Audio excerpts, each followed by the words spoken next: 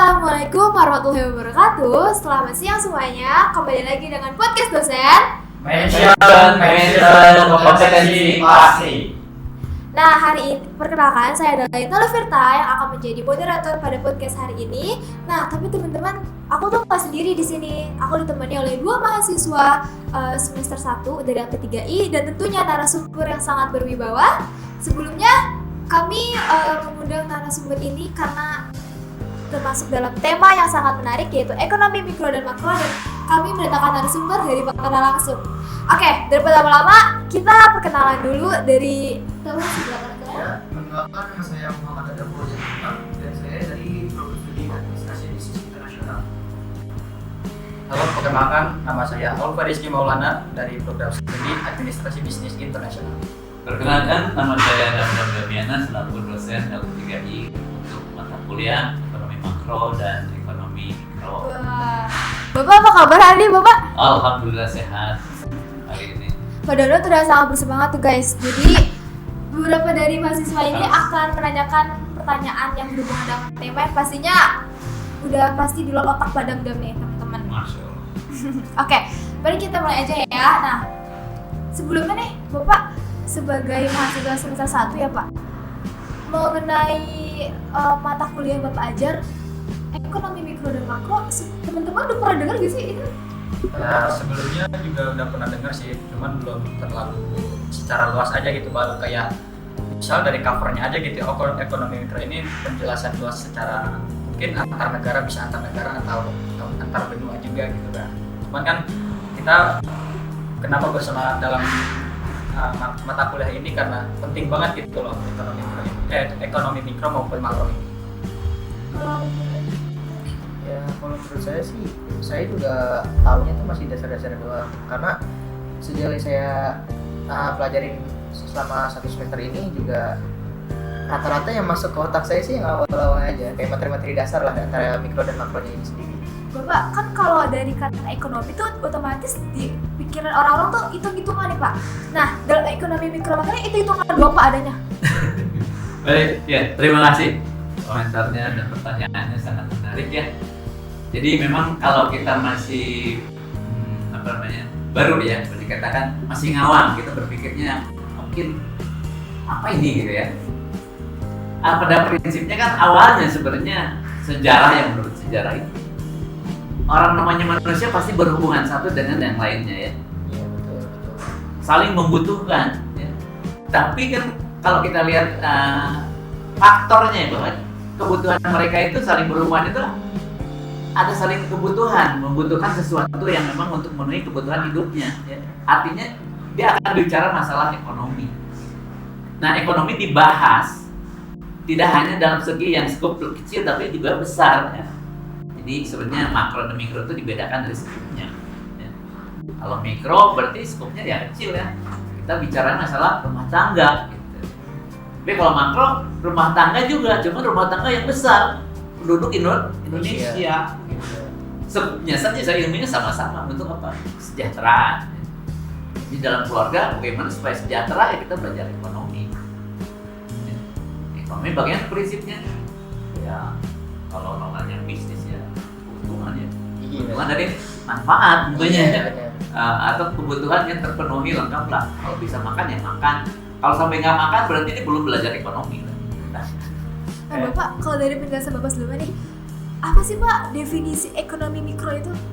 Ya, jadi seperti telah dijelaskan, ekonomi mikro itu pada prinsipnya adalah sebenarnya berbicara tentang perputaran ekonomi ya. Perputaran ekonomi kan sebenarnya berbicara antara pelaku ekonomi ya. Pelaku ekonomi kan prinsipnya ada dua ya. Iya.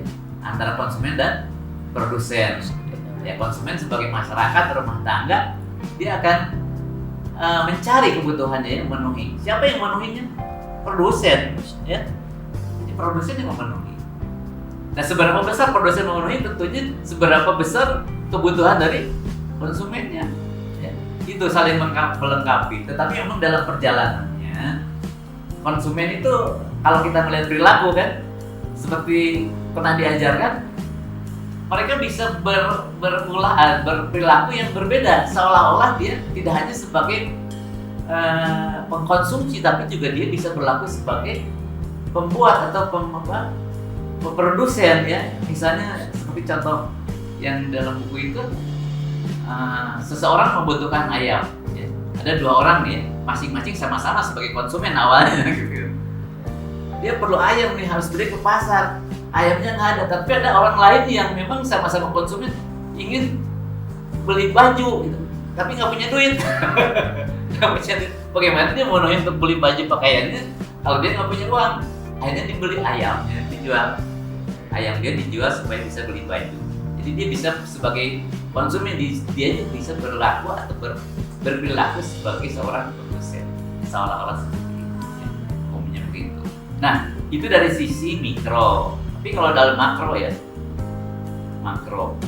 tadi ada yang bertanya makro ya, tentang padat ya, bagaimana melihat secara keluar ya, makro ini lebih pada pencitraan, kan pencitraan, karena akan dilihat atau dipandang oleh negara lain ya.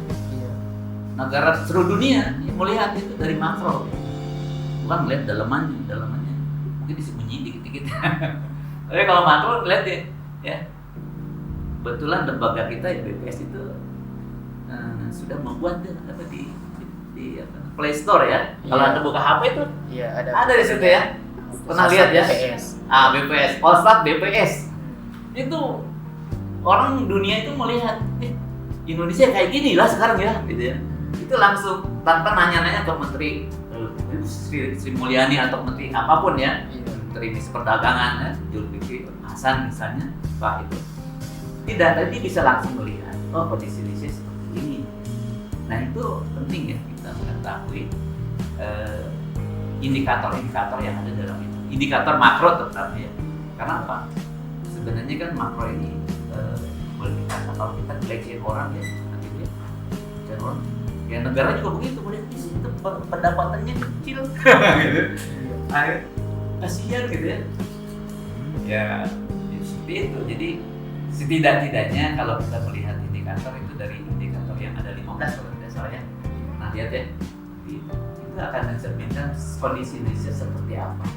Dan masing-masing indikator itu saling berkaitan loh. Berkaitan satu dengan yang lain. Ada inflasi, ada kemiskinan, ada indeks Gini. Apa itu indeks Gini kan? Anda sudah paham ya, indeks Gini. Bagaimana ada gap nih antara si kaya dengan si miskin. Nah, dilihat dari indeks Gininya tuh. Nah itu tidak hanya indeks, nanti akan berpengaruh. Indeks Gini mempengaruhi kepada pendapatan masyarakat. Ternyata pendapatan ini rata-rata memang pendapatan kontribusi dari orang-orang kaya. Bisa seperti itu melihat dari indeks Gini, saling terkait seperti itu. Begitu. Bapak, maaf nih Pak. Ya, aku nanya nih Pak, hubungannya antara mikro dan makro itu apa sih Pak? Ya. Jadi hubungan yang jelas terlihat. Kita tahu kan kalau mikro kan rumah tangga. Iya. Ya. Iya. Kalau makro berarti jumlah rumah tangga. Di situ. Jadi agregat ya. Keseluruhan dari rumah tangga itu akan dibahas di dalam makro gitu ya. Jadi skopnya saja, perputarannya sama, perilakunya sama mirip, tetapi perilaku sebagai negara dan bahasa tidak lagi melihat kalau rumah tangga kita butuh beras, kita butuh jagung, masing-masing kan ada yang suka jagung, yang suka kalau dia mungkin bijalar ya, misalnya. Tapi sama-sama dia merasa menikmati kalau dia sudah mengkonsumsi makanannya sendiri ya, kesukaannya gitu. Tapi secara nasional dalam makro mungkin tidak dilihat lagi satu-satu nih berasnya, yang penting kebutuhan pokok gitu. Ya. Jadi sudah agregat, sudah gabungan. Jadi cakupannya saja, pembahasannya lebih luas. Jadi itu akan dilihat sekali lagi oleh negara lain. Kalau orang lain melihat, berarti kan itu makro itu penting dalam kedaulatan negara ya. Iya. Pencitraan, rasa gengsi. Yang sampai tetangga melirik-lirik atau ya negara lain melihat kita kecil gitu ya. Misalnya satu contoh ya, pertumbuhan ekonomi misalnya. Wah, ekonomi Indonesia besar ya.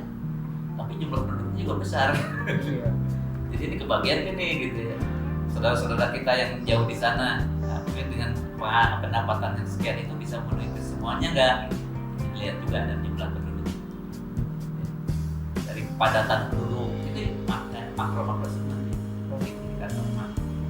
jumlah penduduknya banyak, tapi kalau misalnya negaranya luas seperti Amerika, ya 50 per kilometer ya Amerika kalau nggak salah. Ya. Itu nyaman-nyaman aja mereka. Kalau jalan-jalan, kalau kita lihat di film tuh rasanya nggak ada orang lain, dia sendiri kita naik mobil. Iya. Padahal banyak, ya. Cuman negaranya lebih luas lagi. Ya seperti itu mungkin secara umum ya, barangkali Anda nanti akan suatu saat tertarik lah. Terutama kalau Anda jadi pejabat nanti ya. Siapa tahu Anda jadi menteri, jadi apa? Insya Allah. Semoga Ya. amanah ya Pak. Insya Allah. Saya doain deh, betul. Amin. Ya, saya doain semoga kalian semua sukses lah. Ya. Ya. Dimanapun berada, insya Allah kapanpun ada maupun jabatan tertentu itu semua penting dan tidak ada yang penting, tidak ada yang tidak penting, semua penting. Ya. Itu biasanya pejabat-pejabat itu bicara masalah makro, terutama kalau berhubungan dengan negara luar ya. Kalau ke dalam kan konsolidasi untuk kemampuan, kita belajar mikronya. Gitu. Jadi saling mendukung sebenarnya. Jangan sampai makronya terus mikronya didiemin gitu kan. Kayak jadi kita jangan berkurang-kurang. Nah Bapak, saya juga kan ada pertanyaan nih Pak. Apakah hubungan gini loh Pak, antara kepuasan dari ekonomi mikro sendiri kan dari rumah tangga sendiri ya Pak? Iya. Apakah akan berpengaruh besar kepada ekonomi makronya Pak kalau kesejahteraan mikro ini sudah terpenuhi? Betul sekali kan. Tadi sebab bilang ekonomi makro adalah akumulasi atau agregat atau keseluruhan daripada objek mikro ya, atau konsumen ya, atau rumah tangga ya.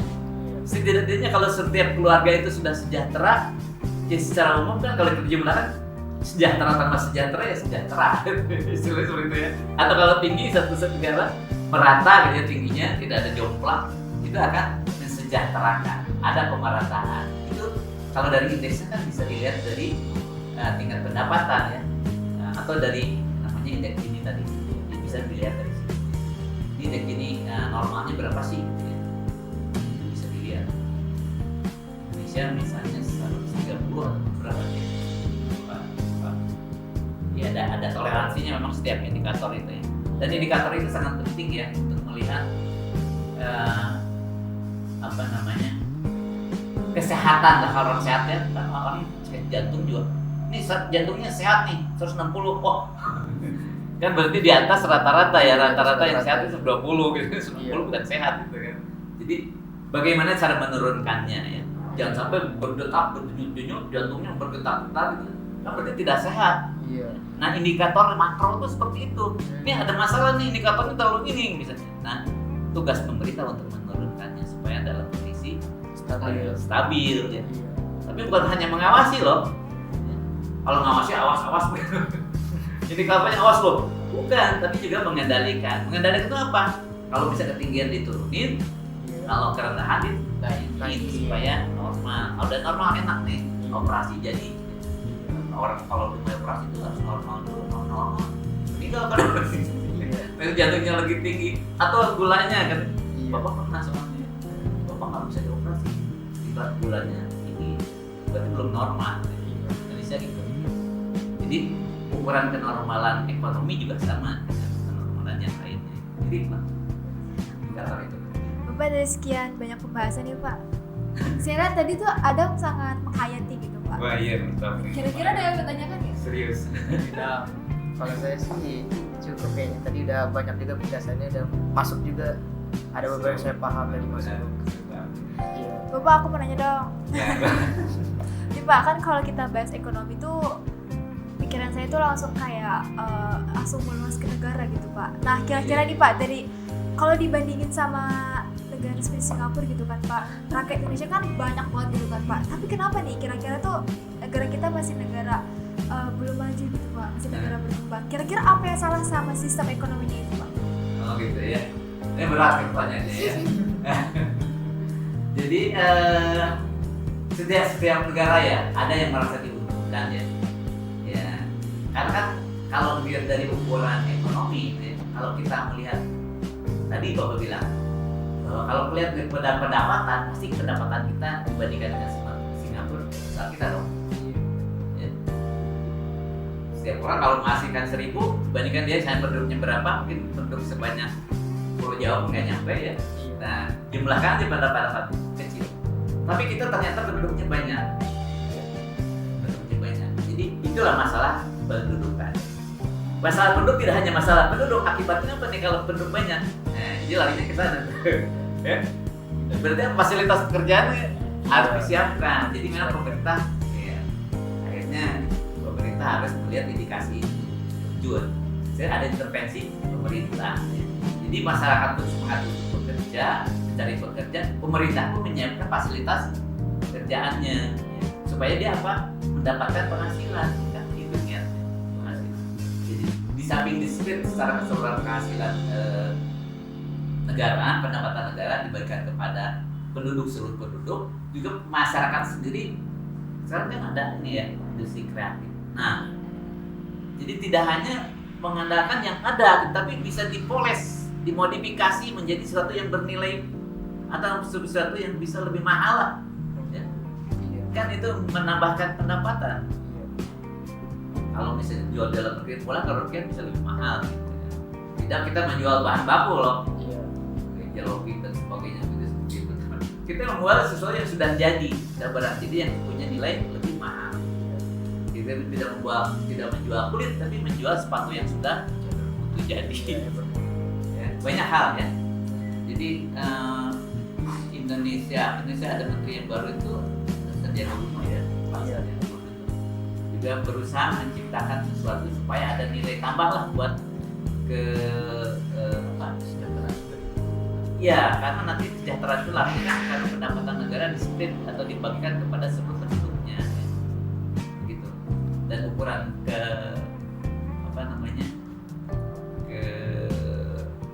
yang bisa dimasukkan ke dalam pendapatan negara itu kan kalau ada neraca perdagangan ya, atau kita tahu kan neraca perdagangan itu apa? Selisih antara ekspor dan lupa. Ya. Jadi itu kalau ada surplus, nah itu pendapatan kita ya. Di samping ada yang lain, ada mancanegara atau turisnya, jadi pendapatan bisa. Jadi tidak hanya dari produksi asli dalam negeri, tapi juga dari luar. Kan diharapkan harus surplus. Kalau surplus neraca perdagangan kita, jadi ekspor harus digalakkan. Ekspor digalakkan kalau hanya barang yang ece-ece ya tentunya murah harganya ya, makanya dibikin kreatif, ekonomi kreatif. Apa ya? Pak, ini kayaknya bakal jadi pertanyaan terakhir nih sebelum kita tutup. Pertanyaannya gini Pak, tadi kan Bapak sempat menyinggung ya di awal tentang inflasi, dan saya sendiri tuh masih awam Pak tentang inflasi. Sedangkan seperti yang kita ketahui, sepertinya Indonesia tuh saat ini sedang mengalami inflasi kan Pak. Di mana-mana harga barang naik gitu kan. Padahal belum tentu upah setiap orang tuh naik juga kan Pak. Nah kira-kira gimana sih Pak cara untuk menekan inflasi ini? Ya, sekali lagi begini ya. Ini Bapak kebetulan dulu pernah di BPS ya. Jadi definisi dari inflasi itu orang cenderung negatif ya mengatasinya kalau inflasi masih gitu kan. Kalau inflasi gaji naik dong. Gitu. Supaya terpenuhi barang-barang sudah naik, ini masa gaji tetap aja gitu kan. Sebenarnya arti inflasi yang ada di BPS dulu kalau sekarang mungkin ada juga definisi. Jadi inflasi ini kan daya beli masyarakat. Adapun jelek karena nilainya inflasinya aja mungkin ketinggian atau nilainya. Jadi sebenarnya definisinya adalah daya beli masyarakat. Kebetulan inflasi ya karena masyarakat tidak bisa beli karena kemahalan. Nah, kalau kita berpikiran positif, dibiarkan saja memang itu inflasi, masyarakat gimana? Kan nggak boleh begitu. Tapi kalau kita berpikir apa tuh? Normatif. Terus apa tuh? Siapa yang harus pemerintah? Ada lagi masyarakat tidak berkuasa.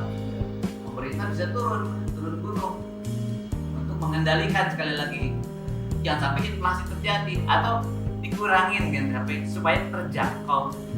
Bagaimana caranya? Banyak hal yang kebijakan, ada kebijakan fiskal, kebijakan moneter. Fiskal berarti pajaknya, pajak dari konsumsi atau pajak dari produksi, PPN atau PPH. Itu dimainin sama dia. Oh, dibebaskan lah, nggak usah pakai pajak PPN. Jadi lebih murah, bisa kebeli sama masyarakat. Atau fasilitas yang lain, pasar misalnya. Bikinin pasar, ya.